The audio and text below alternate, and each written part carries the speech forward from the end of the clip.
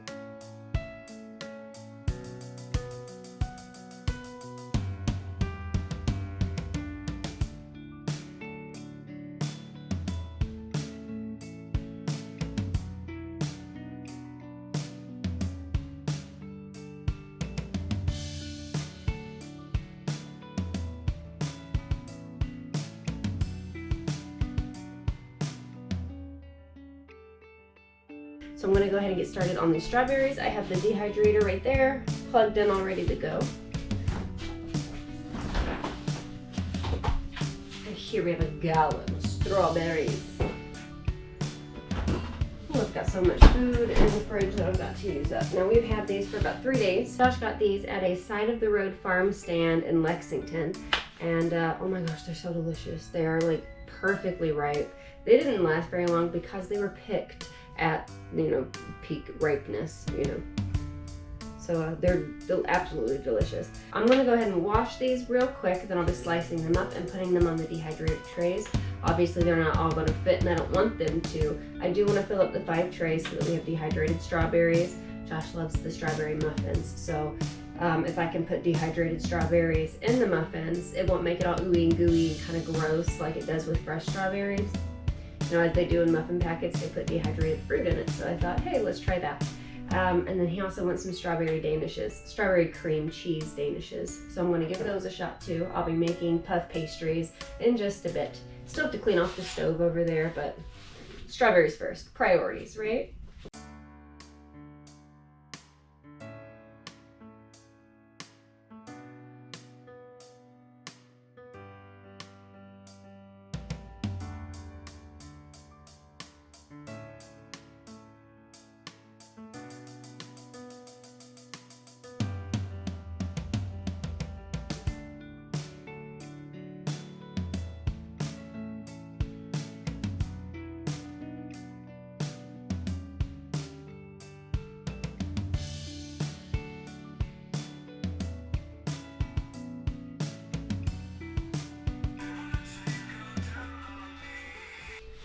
All right, I have all of the strawberries washed and the green tops off.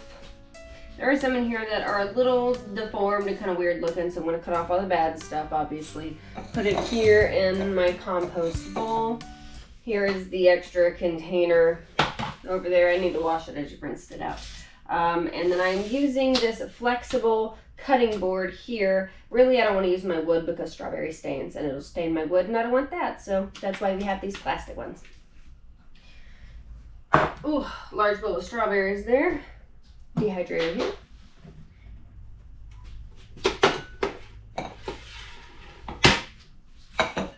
All right, we're going to do this assembly line style. Hang on, let me wipe off the counter. All right, I'm back. I'm going to go ahead and get to cutting up these strawberries. The process for this, if you need to know, would be to cut the top off, cut them into smaller chunks, and then lay them out so that they dry. I'm not going for anything thick or too thin. Yeah, that wasn't very descriptive at all.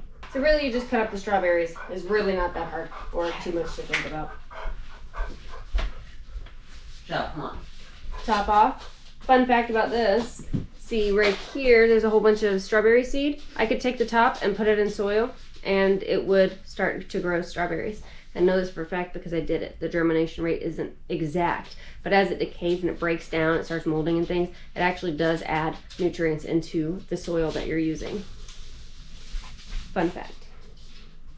Compost pile. Well, should I separate them?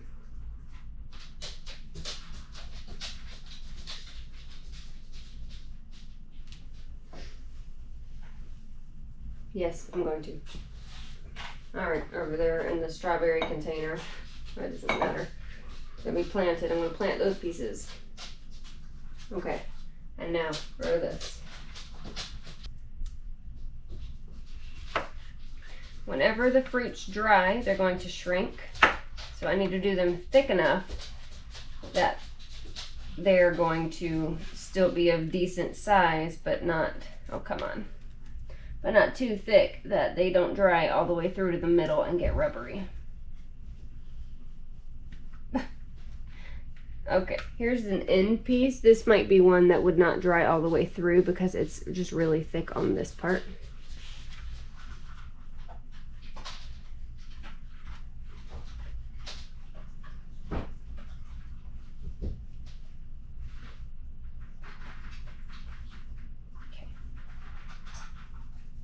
Now this is going to end up shrinking down half the size. So this is about what I'm looking for.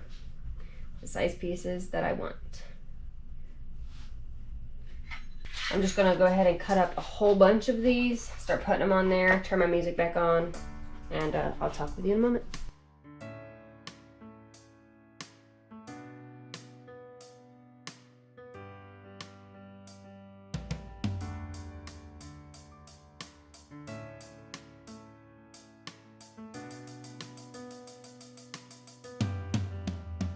Now that the strawberries are on the dehydrator back here, I'm going to get started on the banana bread. The recipe that I'm using is from Nora of Savory Nothings. This is the whole wheat cinnamon crunch banana bread. I don't have whole wheat, and I don't really think it matters as far as the flour that's used. But what I do have is a Chinese brand wheat flour, a white wheat, and this is what I'm using here. It is unlabeled. I poured it out of the bag into here. That is what I will be using today. I picked that flour up at the Oriental store whenever we went. We like to go there a lot. We get pot stickers and fish and sushi and all the stuff. I will leave a link down below in the description for this recipe if you are interested in trying it. Again, with the flour, you can substitute that out for any type of flour. It also calls for cornstarch, which I will not be using. I will just be adding the normal amount of flour to be end up 2 cups in total. I'm going to go ahead and get started mixing this in my KitchenAid mixer. Dry ingredients first is going to be 2 cups of the flour. 1 cup, 2 cups. I've decided to go ahead and put on my apron on account of me working with all the flour.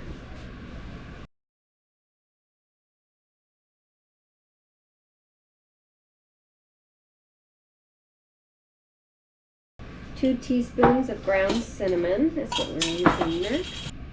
We'll be using 2 teaspoons. This is a half teaspoon, so I'll be doing 4 of these.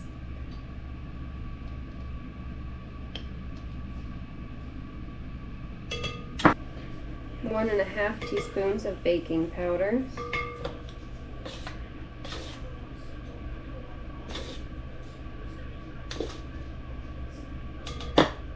My back is hurting really bad today. I had to sit down. I don't think that I'm going to be able to move on to the puff pastries or anything else. A 4th teaspoon of salt. Well, that's far more. And done. I'm going to add about a half a cup of white sugar. About a half a cup, roughly. And we're going to mix it up. Dry ingredients.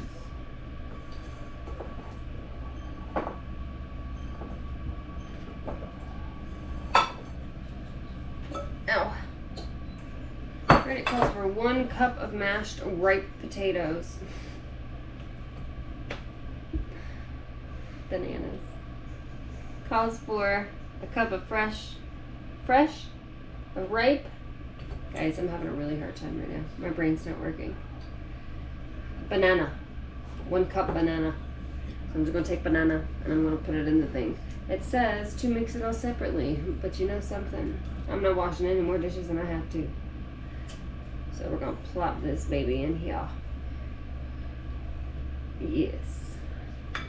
1 cup-ish of bananas is about 3, depending on the size, 3 to 4. These are good-sized bananas.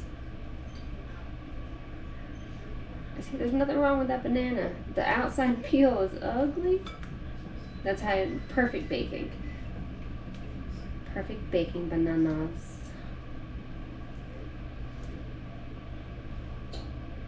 That one was kind of gross the way it fell. Towel.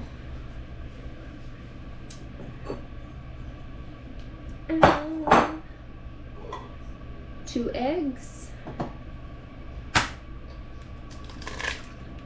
Oh, did I just get a shell? I sure did. Missed my hand. 1/3 cup of oil. It is not specific on the oil. Normally it would be vegetable oil with baking, but on account of this whole recipe being wonky and weird, I'm gonna go for canola oil. 1/3 cup, that seems like a lot of oil regardless. I don't want to get up and get another. I'm going to 1/3-ish.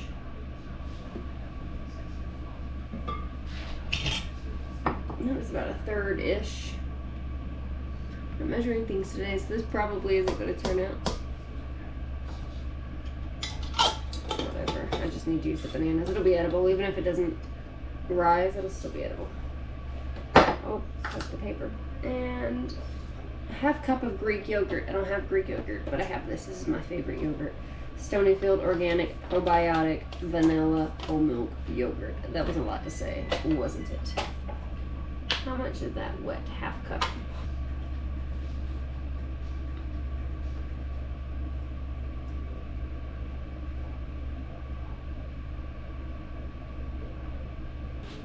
And it doesn't say it. I'm going to add a little dash of vanilla.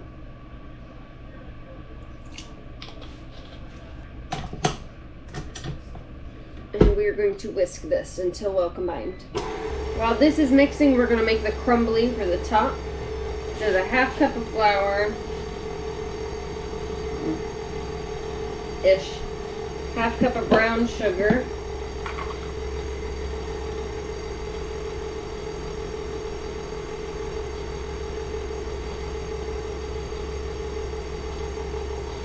more, 1 teaspoon of cinnamon,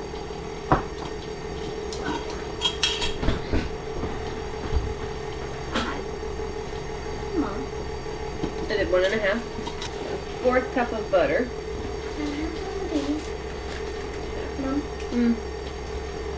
Okay, yeah, go ahead. What do you want for dinner? So whatever you want, Night. I don't know, donuts? Donuts for dinner? Yes. You silly girl. Banana bread meat. I am making banana bread. Now we use cold butter here. This is legitimate and real butter. Cold butter so we can get it all crummy.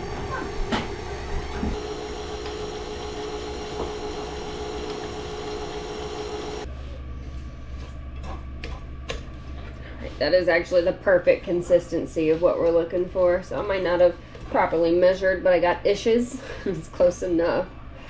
Good consistency. Got the crumb decent. I could make it more crummy.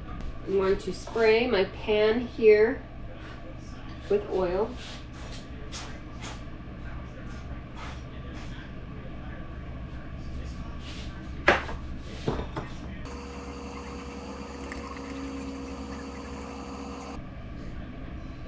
Okay, I did about half. The way that I'm going to do this, I didn't even read the rest of the instructions. It's crumbly enough. Make some of that powder in there though. Yeah, get hands in. That's how you mix it. Okay, now I'm going to crumble these in the middle. Ooh, yeah. Mm-hmm.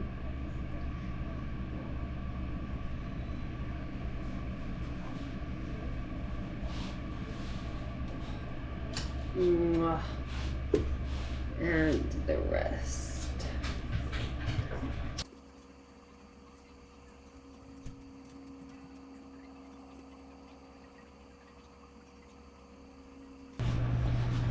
Okay, now I'm going to put the crumble on top.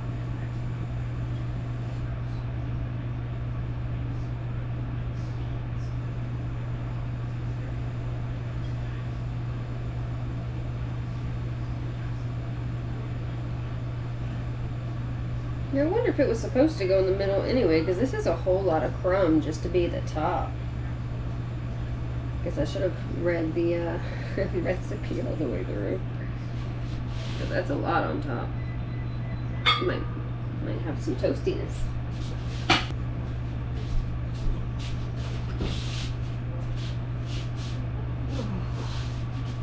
I can put that for you. I got it. I can do it. Thank you.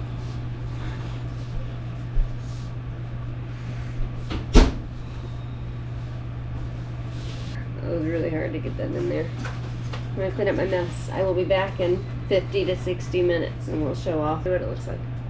Hey guys, I did not finish recording all of the bread making. We got it in the oven and I pretty much lost the interest there. I completely threw out my back and I've had a really hard time walking around yesterday and today. It's really early morning, around 6 o'clock. So I need to end this video here. I'm recording this so that you know it's not going to have just this weird abrupt ending.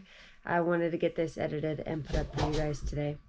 So thank you so much for hanging out. We'll see you next time here on Hollow Acres Homestead.